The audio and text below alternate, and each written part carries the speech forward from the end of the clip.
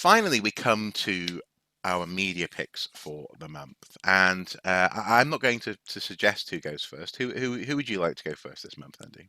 I don't mind. I don't mind. But actually, no. Perhaps I should go first because I think there's a direct link with our previous topic actually with what I'm about to Yeah, talk go ahead. about. Yeah. So and so my media pick is the latest iteration of the well, it's fronted by the historian David Olusoga. It's called A House Through Time. The previous series was set in your neck of the woods because he has background in the northeast. I But recently this visited the current, house, actually. Well, I didn't go in, but it, right, yeah, stood outside like a stalker and took a photo. yeah, Go on. yeah.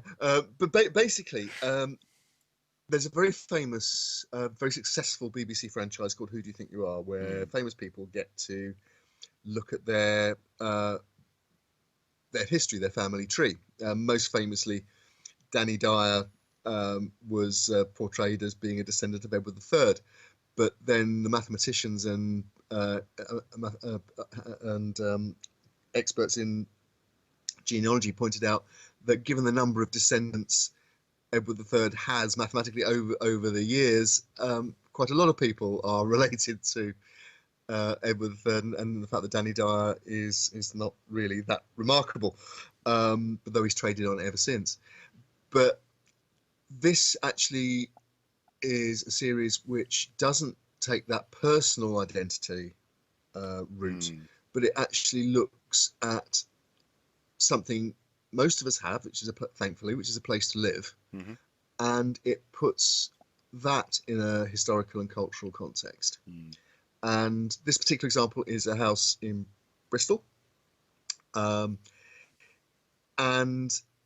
what I liked about this is that it is really an essay in dark heritage.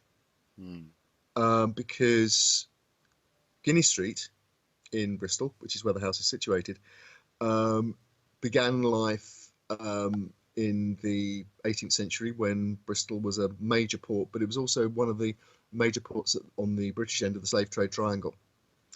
And ships left Bristol with trade goods bound for West Africa, where they swapped trade goods for cargoes of enslaved people and then took them to the West Indies, British possessions in the West Indies, and to a lesser extent the United States, but particularly the Caribbean.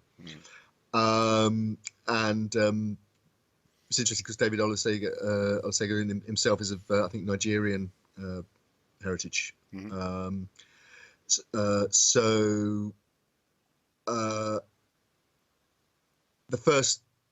person who built the house is believed to have been a ship's captain in that particular trade. And so straight away, rather than a neat, nice piece of costume history and, the history of 18th century Bristol and doing, we got bits of it later on. The people demonstrating the Caribbean sugar, how it came back as a sugar cone, and the sugar clips and the sugar tongs and so on. When your elegant 18th century lady entertained her friends in the drawing room with a cup of tea. We got that, but what we got first was how that sugar actually came about, how that sugar was grown, and who grew it, and who did the work. But also on the way, it covered things like quite sort of esoteric documents that are available in archives that family historians and social historians use routinely, but 18th century land registries and things like that, which don't normally appear on mainstream television programs.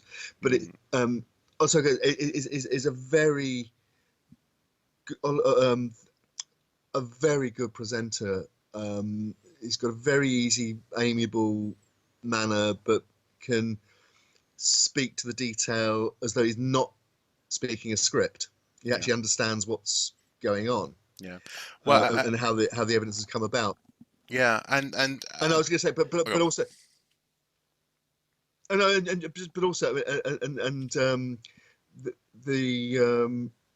it also speaks to actually a very efficient backroom research operations. Some of the researchers get to appear on camera, others don't. But Yeah. it's I just think it's a textbook piece of thoughtful, well presented, very approachable, but actually quite quite gritty TV history, and well worth a look. Yeah. Okay. Just briefly, I mean, we have talked about this series previously in the context of the Newcastle We did, instance, so I don't suppose we need to go we into did. it in massive depth. But I guess what I No, would say is that another reflection that I've had about this format since then is that in many ways what he's doing is he's doing kind of what archaeologists really wish they could do. You know, he's examining the physical remains, the house that's there, and thinking about the different rooms. And so, in the case of the Newcastle series, they went on to talk about how and where the families would have lived at different points in history, whether they've been primarily on the ground floor, on the second floor, so on and so forth. Servants, etc., came into it. Um, yeah, but he's going through history from the standpoint where the fixed point is the site. And in that sense, it's very similar to archaeology, and he has the luxury of being able to actually track people as they relate to a site through time, and as yes. new owners come and go. And I think that's one of the things that makes it particularly powerful, is that it is essentially archaeology with more resolution, and I really like that. Except one of the most powerful sequences in this particular program had no resolution because it dealt with a family called the Holbrooks who made their money in sugar, Mm, and the Caribbean sugar plantations, which were obviously staffed by enslaved people. mm, Um, the Holbrooks had a black servant called Thomas, mm, who was there in the documents, and they found an advert in a local newspaper where basically they were offering a reward for um, his return because in 1759 he absconded, right. and we don't know what happened next. It was left as an open question. Did he get to a ship and sign on in the harbour and get away, and or did he go to London and try and lose himself in London? Or you can write your own novel about that, and it's one small advert Mm. in a regional newspaper in 1759, and you can write that could be a TV miniseries. Yeah, That's how good the research is. They choose sites, they choose the houses which can offer stories like that. Obviously, most houses can't offer stories like that. But what they've done, what they do very very cleverly, mm, is take something which is able to give you a cross section of the history since that building came to be. yeah, And it's a very powerful format and very well executed here, I think. excellent. I think our house, our Soup Towers, would offer a history that starts out as two flats, Tyneside flats, a very specific story of this region, affordable housing for Mm. working class folk, converted into a house, but in the process done so shoddily that I am still fixing um, bodgings across the whole property. Anyway, my media pick for the month is and this is all this is like a role reversal. Normally you're the person who picks up on this. You picked up on D-Day celebrations and commemorations. And I just wanted just to highlight an instance of the VE Day commemorations this month, May the 8th, in and around then. And particularly the contrast between Britain and Germany. First of all, it was interesting that actually most of Europe, as far as I could tell, wasn't doing anything as outlandish as what was happening in Britain. Lots of people were celebrating with bunting and tea parties and social distancing, apparently in the streets, this kind of thing. A conga happened here in the UK, which was much criticised. But anyway, um, but it's interesting to contrast that with, in particular, with Germany's response. In this particular VE Day, oh, and incidentally as well, can I just ask, has VE Day been celebrated so fervently in previous years? I don't remember it as a child being celebrated. Um, Short answer is no. The big national celebration has always been November the 11th, Armistice Yeah, Day. yeah. Um, Or commemoration, yeah. yeah, commemoration. These are, yeah, I think I would be very careful to say these aren't celebrations; these are commemorations. Mm, And but what's happened since really the year 2000, roughly, and particularly from the involvement in Afghanistan, when we were regularly seeing British military casualties repatriated to Brize Norton, Mm. um, and many more of us knew of people who'd been serving in Afghanistan, and which was one of those messy colonial wars which we thought we'd finished with. 100 years ago. Um, Yeah. yes, Mm. so the armed forces have been much more prominent in national life, Mm. and remembrance has been much more live because large numbers of people were dying and being seriously injured. Yeah. Well, and out Um, of that came, for example, Help for Heroes, in addition to things, existing Absolutely, and in veteran archaeological charities. Yeah. terms, absolutely, Yeah. archaeological projects like Operation Nightingale, Mm. and um, and so on. So it, it's been a cultural shift. Yeah. It's interesting and also as the perhaps we'll talk about this in a second, but as the World War II generation, which some people call the greatest generation, but then again, that's from a Western point of view. Often not factored into this are the Russians, who had by far the largest number of Mm. casualties Mm. during World War II, and certainly not people in Germany, which we're going to go on to talk about in a minute, Mm. where the relationship with World War II is obviously much more ambivalent. Well, and Um, in that sense, over the years, what we've seen is so. So the reason why I asked about VE Day in Britain is that it felt a little mm, bit extreme in the UK. The response, it may have been a response to lockdown. It may have been a response to the fact that Brexit was recently enacted back in January. There's all sorts of things going on there, and it's a weird context. But contrasting that with the German response was very interesting. In Germany, uh, I say in recent years, but over the course of the past couple of decades, we've seen an increasing sense of national pride coming back. I remember at a World Cup, I think the one before the last one, uh, fans were flying German flags, waving them in support of their teams. Previously, that had been slightly taboo. Nationalism had led to dark things in Germany previously, and therefore the citizens were a bit reserved about that. So we've seen but then specifically on May the 8th, we had reports in Berlin that the 8th of May was being celebrated as a day of liberation from Nazi rule. Um, and that feels as though, and it looks as though it was particularly cathartic. There was also an address from the German president, not the prime minister, obviously, the president, Frank Walter Steinmeier, um, who uh, gave a very, I mean, I'll link to it below, but a very moving speech about how Germany relates to its history and how actually the honourable thing to do is never to forget, is to take responsibility, and is to, in his words, have a broken heart and continue with that broken heart. And I find that so.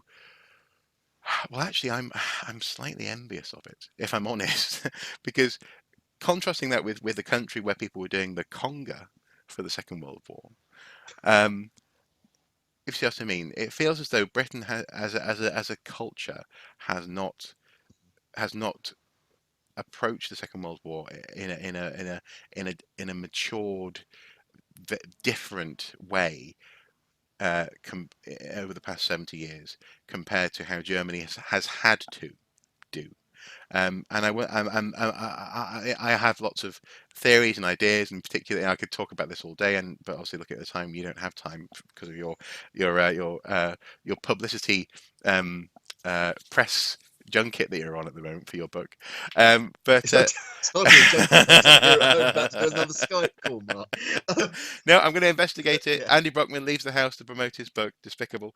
But anyway, no, but in all seriousness, it was interesting to compare the two, and I found myself um, wishing that Britain had a more nuanced relationship to that war because actually recently, in all seriousness, there have been some very crass comparisons made between our experience of lockdown and COVID-19 and the Second World War. In fact, on BBC Two, programming was being put out that was talking about COVID-19 in the past tense and relating it to Brits being called on to build shelters, or the Blitzkrieg, or for example the movement of children into Wales out of the cities.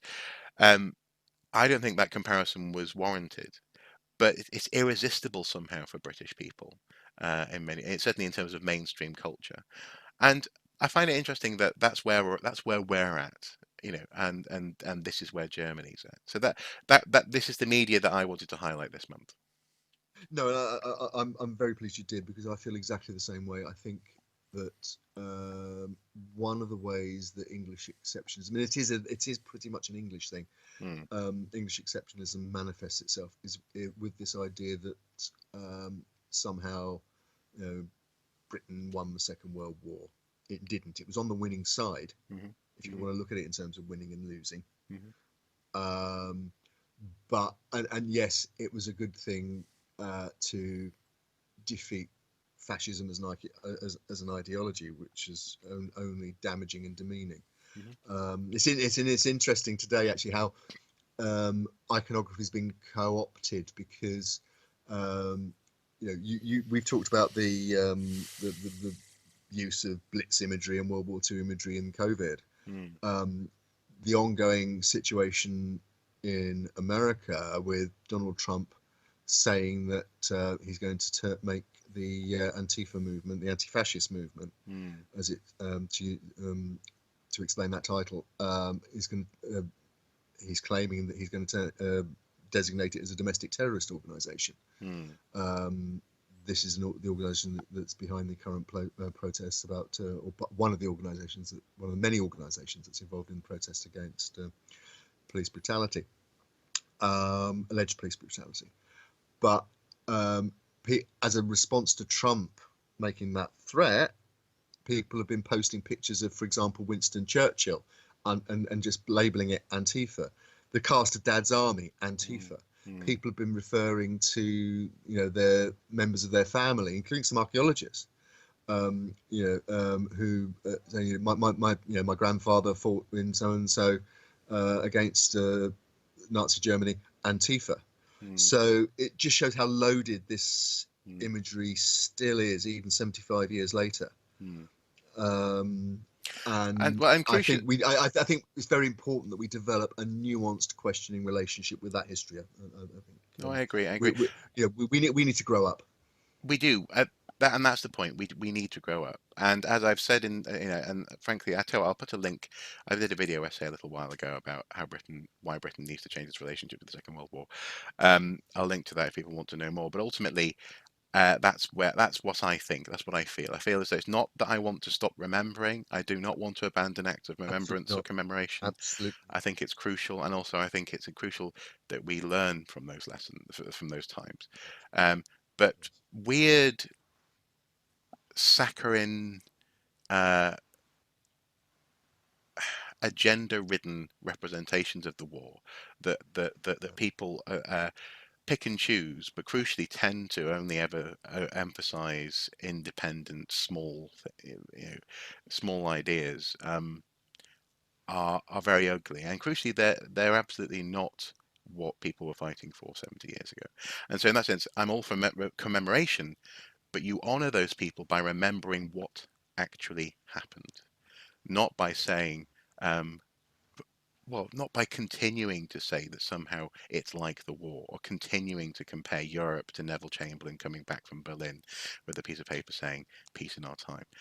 That's not honoring those people. That's not honoring that time, or, as you say, that greatest generation. Anyway, just very conscious of time. Just two quick things I very quickly want to mention. First of all, I've also linked below to a little article from countryliving.com, VE Day, a tribute to the heroic dogs of the Second World War. It's irresistible. I couldn't resist. Yeah. Well worth a look just to balance out some of the serious points we were just talking about there.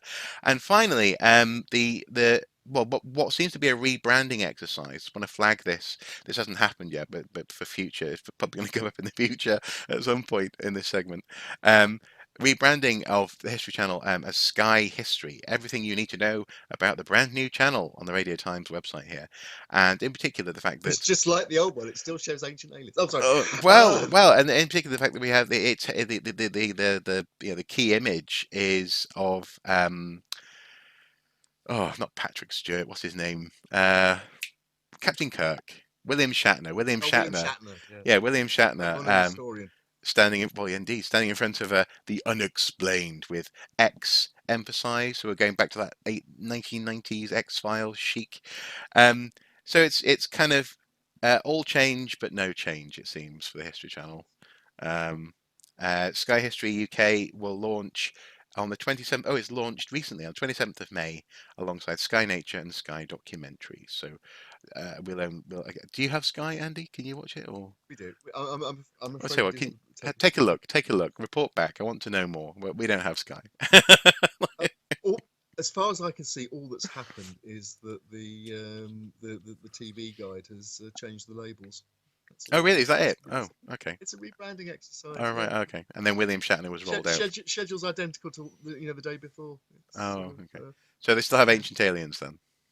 Oh yeah. Yeah. Ugh, ugh, ugh. Okay. Well. No, they're not suddenly doing sort of PhD level TV Well, documentaries. no, no, It's no. It's not that. I don't know. I was wondering why they were doing it and what the point of it was. But then again, maybe it's just to get new, fresh eyes on the channel. Um, yeah, the more things change, the more they stay the same. It seems. Oh well. plus ça change, plus c'est même chose. Excellent. Yeah, precisely. And on that note, I shall release you to prepare for your interview. Good luck today, Andy. I'm sure our viewer at home wishes you good luck as well in your endeavours. Shall we link? Actually, tell you what, we haven't actually picked our link of the month this month. Shall we link Hmm. to your book on Amazon, or is there a website for your book that we can link to? Well, that would be very good. Actually, I checked before we started this morning, and for some unaccountable reason, the book is temporarily unavailable on Amazon. That probably means Because they it's so ordered about popular. five It's copies, so and popular. yeah, well, no, it probably means they took about five copies into the warehouse, and between friends and family and so on, they've sold five. Oh, I see. But And also, they needed one to prop up a wobbly shelf as well, didn't they? Probably in the that's warehouse. the yeah, Yeah, exactly. yeah. That makes Exactly. The other one's being used as a coffee mat in the rest in the staff room. Actually, no, they're not allowed to take coffee breaks, are they? Sorry. No, they're not. No, Um, maybe it's being allegedly. used as Uh, yeah, allegedly. Yeah, yes. There were. Yeah, yes, indeed. Yeah. Um, but yes, we'll link to that. We'll link to that. And yeah. good luck today with your press junket. But if you leave the house, I'll be on to you. I'll be. Well, Mark, I promise if I do leave the house, I won't do it wearing a sword. Okay. Good idea. Good idea. Good on you. Thank you as ever for your time today, Andy. Thank you guys at home for watching, and as ever, until next time, do take care. Bye bye. Bye bye.